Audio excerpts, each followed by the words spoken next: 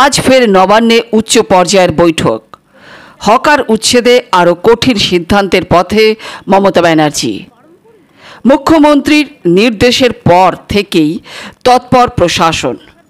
জেলায় জেলায় শুরু হয়েছে হকার উচ্ছেদ। ফুটপাথের সরকারি জমি দখল মুক্ত করার কাজ চলছে। আজ বৃহস্পতিবার নবান্নে ফের একবার উচ্চ পর্যায়ের বৈঠকে বসলেন মুখ্যমন্ত্রী মমতা ব্যানার্জি। এ বিষয়ে একটি বিজ্ঞপ্তিও জারি করা হয়েছে রাজ্য সরকারের তরফে।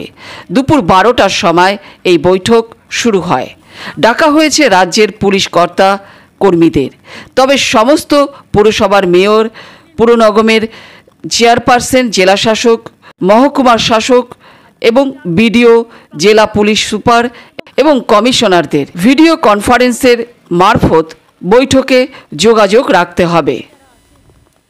গত সোমবার নবান্নে একটি বৈঠক ডাকেন মমতা বন্দ্যোপাধ্যায়। সেখানে কার্যত কড়া ভাষায় আক্রমণ করেন তার দলের একাধিক নেতাকে।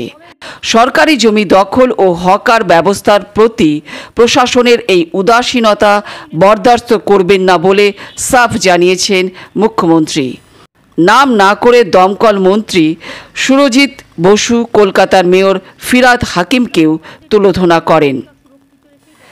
আজকের বৈঠকে মুখ্যমন্ত্রী মমতা ব্যানার্জি হকার উচ্ছেদ নিয়ে যে বার্তা দিলেন সেটা বেঙ্গল বিটের পর্দায় তুলে ধরা হলো। কারণ রাজ্যের আইডেন্টিটিটা যদি আপনারা নষ্ট করে ফেলেন, কোটি কোটি টাকা দিয়ে আমরা বিউটিফিকেশন ডেভেলপমেন্টের কাজ করছি, আমি তো আপনাদের বারণ করিনি। কারণ হকারিটাও মনে রাখবেন একটা ব্যবসা। তাদের সংসারগুলোই বা চলবে কী করে? তাদের পরিবারগুলোকেও চলতে দিতে হবে। সুতরাং যেটা আমাদের করতে হবে সেটা হচ্ছে, ইভেন কোভিডের সময়ও আমরা প্রায় 7,673 জন হকারকে 2,000 টাকা করে দিয়েছি। স্বাস্থ্যসাথীর আওতায় তাদের নিয়ে আসা হয়েছে। কিন্তু রাস্তা, ফুটপাতে হকার এনক্রোচমেন্টের পুরো ফুটপাতটাই যদি দখল হয়ে যায়, অ্যাক্সিডেন্ট বাড়ে, লোক চলতে পারে না, আর যে যার মতো ইচ্ছে মতো প্লাস্টিক জমা করে রেখে দিচ্ছে এবং হকারের জায়গাটাতে গোডাউন বানিয়ে দিচ্ছে। এটা তো হকার ভাই বোনেরা যারা আছেন, হকার কমিটির যারা আছেন, তাদের দেখা উচিত। আমি আমার ব্যবসাটা করব, আমার স্টলটা ভালো করে চলবে, কিন্তু স্টলের পাশে গোডাউন বানিয়ে দেওয়ার কোনো অধিকার আপনার নেই। সে যত বড়ই নেতা হোক, আমি কিন্তু কাউকে ছেড়ে কথা বলছি না। আমরা হকারদের জীবন এবং জীবিকা সুরক্ষিত রেখে যাতে সাধারণ মানুষ তাদের হয়রানি কমানো যায়, অনেক স্টেপ নিয়েছি আগেই। এই সংক্রান্ত আইনও করা হয়েছে। West Bengal urban street vendors protection of livelihood and regulation of street vending rules 2018 করা হয়েছে।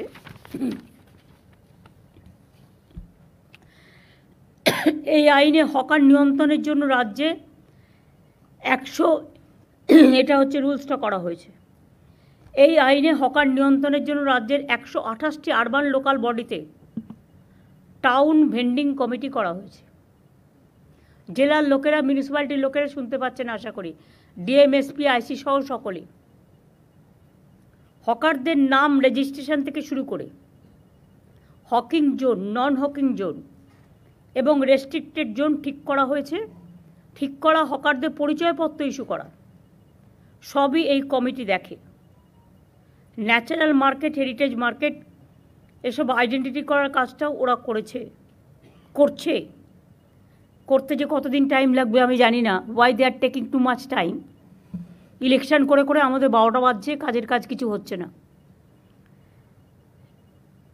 1045টি ন্যাচারাল মার্কেট এবং 4,787টি হেরিটেজ মার্কেট অলরেডি আইডেন্টিফাই হয়েছে। আমি আশা করব তাদের কাজটা ইমিডিয়েট কমপ্লিট করার জন্য। হকারদের আইনত বৈধতা দেওয়ার জন্য আমি একটা আইডি কার্ড করতে বলেছিলাম, বা তাদের একটা পরিচয়পত্র। কেএমসি এলাকায় নাম রেজিস্ট্রেশনের জন্য 61,000-এর বেশি হকার আবেদন করেছিলেন। এর মধ্যে 59,000-এর বেশি আবেদন ঠিকঠাক পাওয়া গেছে। মাত্র 2,000 লেফট আউট হয়েছে। তার কারণ এক একজনের 4টে করে ডালা, সেটা আমরা করতে পারি না। 4টে করে ডালা মানে আর একটা লোককে খাবার সুযোগ দিন। হকার নেতাদের টাকা দিলেই চাঁদা তুলবে আর ইচ্ছা মতো ডালা বসিয়ে দেবে, হকার নেতারাও কিন্তু এই আইনের মধ্যে পড়বেন, এটা মাথায় রাখবেন। আর দয়া করে হকার নেতারা চাঁদা তুলবেন না। গরিব লোকেদের কাছ থেকে পুলিশ আর হকারদের চাঁদা তোলা নেতাদেরও সবাইকে বলছি বন্ধ করতে হবে।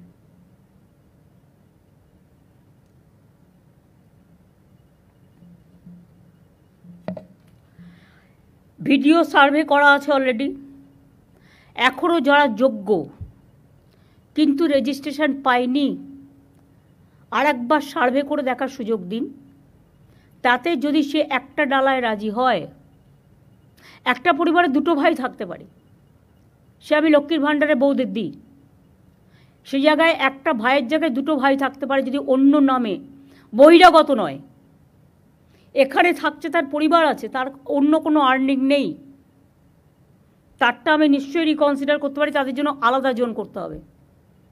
একই জায়গায় গায়ে গায়ে ঠেসে ঠেসে, গড়িয়াহাট তো হাঁটারই জায়গা নেই। আমি গড়িয়াহাটের এপারের অংশের কথা বলছি না, আমি গড়িয়াহাট যেটা বলেছিলাম সেটা হচ্ছে, আমি মিছিল করার দিন দেখলাম যে স্টল দেওয়া হয়েছে 4-5টা খোলা রেখে, এটা দেখতে ভালো লাগে, কিন্তু এটাও ফ্যাক্ট, বৃষ্টি আসলে তাদের পেছনের দিকটা ভিজে যাওয়ার সম্ভাবনা থাকবে। লোকে যাতে একটা সাইড দিয়ে কিনতে পারে, পেছন দিকটা আপনারা কিছু কালার স্কিম দিয়ে, নীল সাদা কালার স্কিম দিয়ে, বেশি হজবরল না করে, আপনারাই কর্পোরেশন থেকে ব্যবস্থা করে প্লাস্টিক দেবেন না। প্লাস্টিকে যে কোনো সময় আগুন জ্বলে যেতে পারে, কোনো একটা কিছু করতে হবে যেটা ফায়ার ফ্রি। এটা ফায়ার ডিপার্টমেন্টও একটু মনোজ দেখে নিতে পারে। কে আছে ফায়ার ডিপার্টমেন্টে এখন? দেখে নিতে হবে ম্যাডাম, বলে তাহলে কী হবে, ওদের আর কালো পতাকা, কালো ফ্ল্যাগ, ওই মানে কালো প্লাস্টিকগুলো লাগানোর প্রয়োজন নেই। হকার বাজারটাও মনে রাখবেন দেখতে সুন্দর করতে হবে। এগুলো আপনাদের দেখে শিক্ষা নেওয়া উচিত। নিউ মার্কেট এরিয়া কনজেস্টেড হয়ে গেছে, গ্র্যান্ড হোটেলের অপোজিট কনজেস্টেড হয়ে গেছে, কর্পোরেশনের গায়ে পর্যন্ত হকার বসে গেছে। লোকাল কাউন্সিলররা চোখে দেখেও দেখে না। আমি তো বলছি না তাদের সরিয়ে দেওয়া হোক, আমি বলছি একটা নির্দিষ্ট জোন করা হোক, একটা দিক পুরো ফাঁকা থাকবে এবং তাদের দরকার হলে একই টাইপের স্টল করে দেওয়া হোক, যেটা স্কাই হোয়াইট, আমাদের যেটা স্কাই কালার, আমাদের স্টেটের কালার, সেই কালারে একটা মেটেরিয়ালস খোঁজ দিন, যে মেটেরিয়ালসটা ফায়ার ফ্রি এবং জল ঢুকবে না, যাতে ওদেরও জিনিসপত্র নষ্ট হতে না পারে, সেটা দেখে নিন। আর হকার কমিটির যারা আছে তাদের আমি বলবো, আপনাদের মেটেরিয়ালস অনেক লাগে, হয়তো বিক্রি হয়ে গেল, বিক্রি হয়ে যাওয়ার পরে আপনার আরও মেটেরিয়ালস চাই। এক একটা জোনে আমার মনে হয় ববি, আমরা যেমন দেখবে বিভিন্ন মন্দিরে গেলে জুতো রাখার জন্য, আমি জাস্ট একটা উদাহরণ দিচ্ছি, নাম্বার 1, নাম্বার 2, নাম্বার 3, নাম্বার 4 এরকম করে একটা সিরিয়াল করা থাকে। তেমনি স্টলগুলোর যদি এক একটা করে নাম্বার দেওয়া হয়, তাহলে তার যে মেটেরিয়ালটা সে সেখানে রাখুক, তার যখন প্রয়োজন সেখান থেকে নিয়ে আসুক। তাতে দরকার হলে আপনারা একটা বিল্ডিং দিন বা একটা জায়গা দিন। হ্যাঁ বলুন।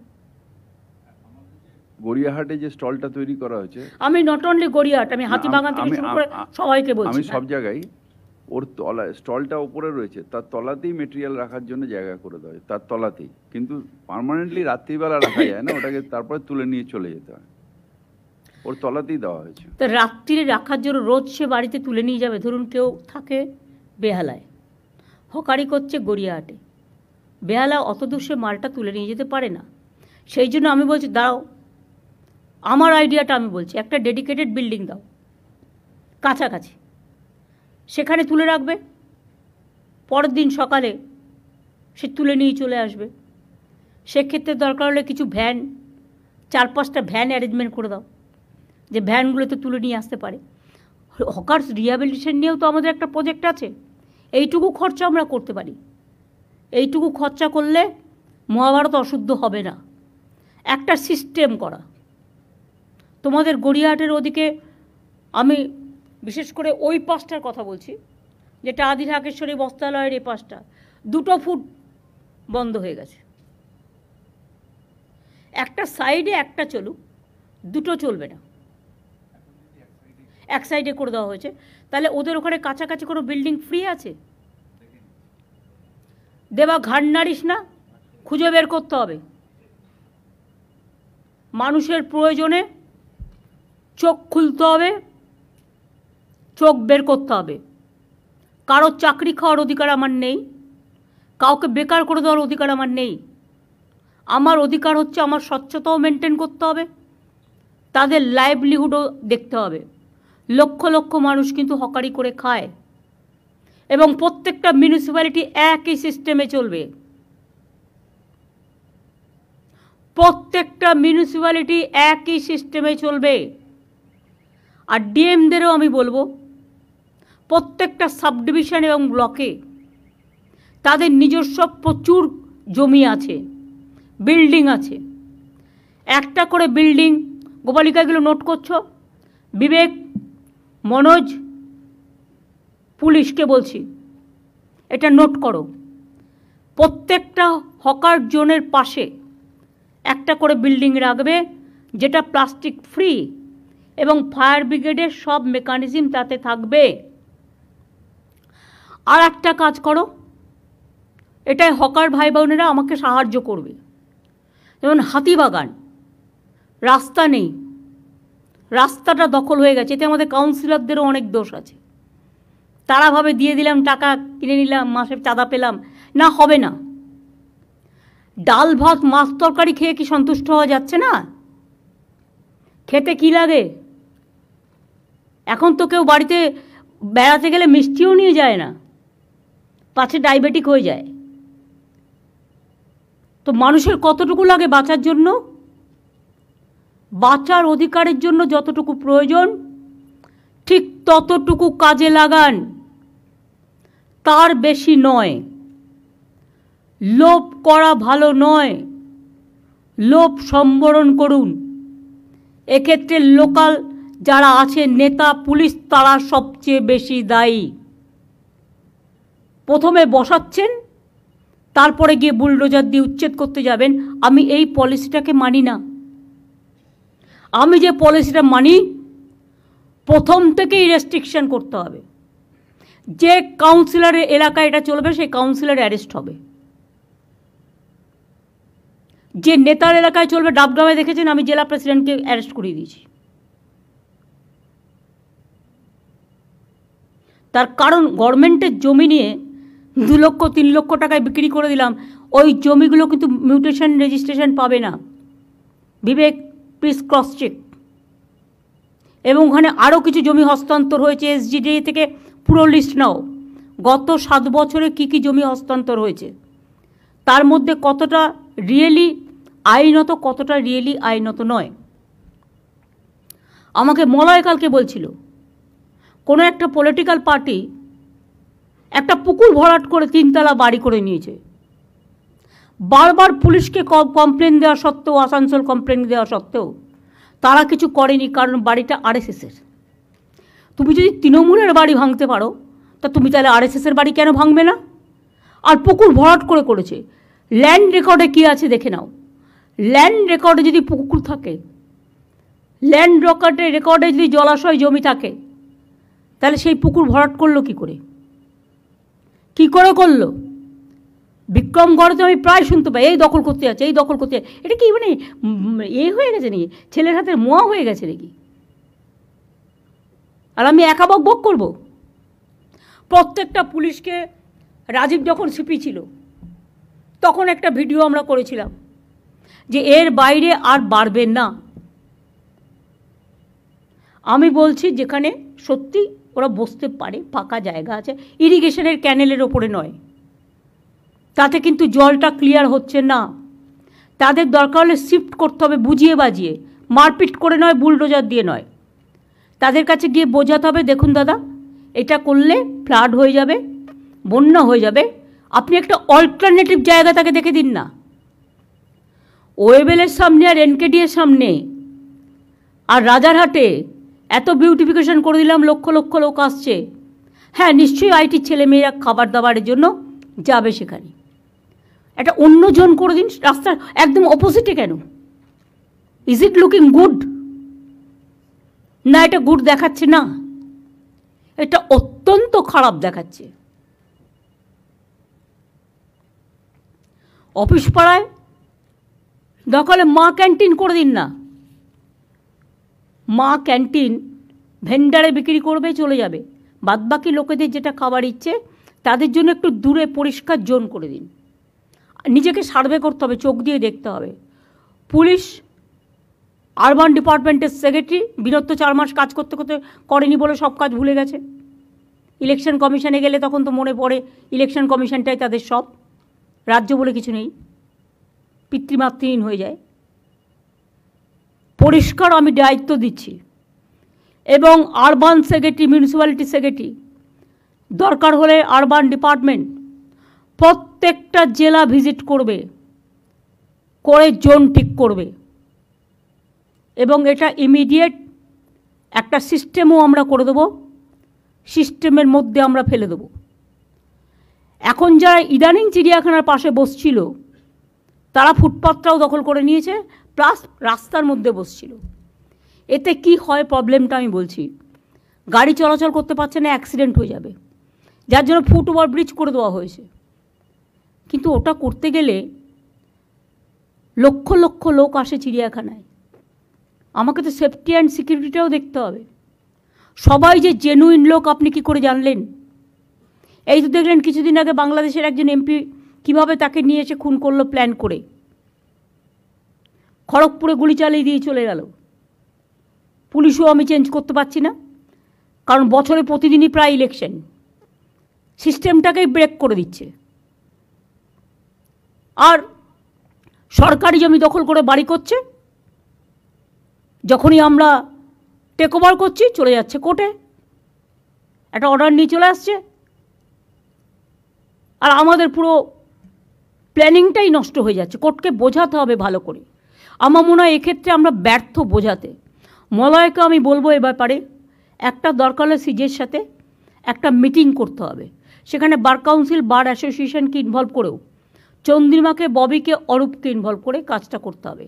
এবং সাথে মেয়র, ডেপুটি মেয়র দুজনেই যাবে। ফায়ার ব্রিগেডকে দেখতে হবে সার্ভে করে কোন জায়গাটা ভালনারেবল, কোন জায়গাটা ভালনারেবল নয়। আপনারা তো এই এলাকাগুলো দেখছেন, বড়বাজার একবার তাকিয়ে দেখেছেন? এই যে বাগরি মার্কেট টার্কেটে বারবার আগুন লাগে, অনেক বাড়ি আছে পুরনো বাড়ি, যে কোনো মুহূর্তে ভেঙে পড়তে পারে। আপনারা বারবার নোটিশ দিয়েছেন যে আপনারা বাড়িটা রেনোভেশন করুন বা রিপেয়ার করুন। অনেক মার্কেট আছে দেখলে আমার ভয় লাগে কখন ভেঙে যাবে, লোকে বাজার করতে গিয়ে মারা যাবে, আমি বলে দিলাম, ইমিডিয়েট যদি রেনোভেশন করা না হয়। যেমন যোগুবাজার, আমি সেদিনকে যাচ্ছিলাম দেখলাম, আমি ববিকে জিজ্ঞেস করলাম যে বাড়িটা নতুন করে তৈরি হচ্ছে কিনা, কেন? বলছে মালিক করছে না। এটার দরকার হলে মালিকের কাছ থেকে অ্যাকুইজিশন করে নিতে হবে, আর কোর্টকে বোঝাতে হবে। মানুষের লাইফ আগে। আমি একটা ইন্ডিভিজুয়াল পার্সনকে দেখব না আমি 1000 জনকে দেখব? 1000টা লোক ওখানে বাজারে বসে আছে, কিন্তু একটা লোকের নামে জায়গাটা বলে সে একা গায়ের জোর দেখিয়ে যাবে, সেটা হবে না। তাকে বোঝাতে হবে, দরকার হলে তাকে কম্পেনসেশন দিয়ে গভর্নমেন্ট জায়গাটা কিনে নেবে, কিনে নিয়ে বাজারগুলো তৈরি করতে হবে। আমি যেটা বলছি শোনো, আগে ফার্স্ট শোনো, শুনবার মানসিকতা রাখতে হবে। সব জায়গায় এরকম যত বাজার আছে, এই বাজারগুলোর একটা লিস্ট হবে। বেশি খরচ হয় না, 1-1.5 কোটি টাকা খরচা করলে বাজারটা ভালো করে হয়ে যায়।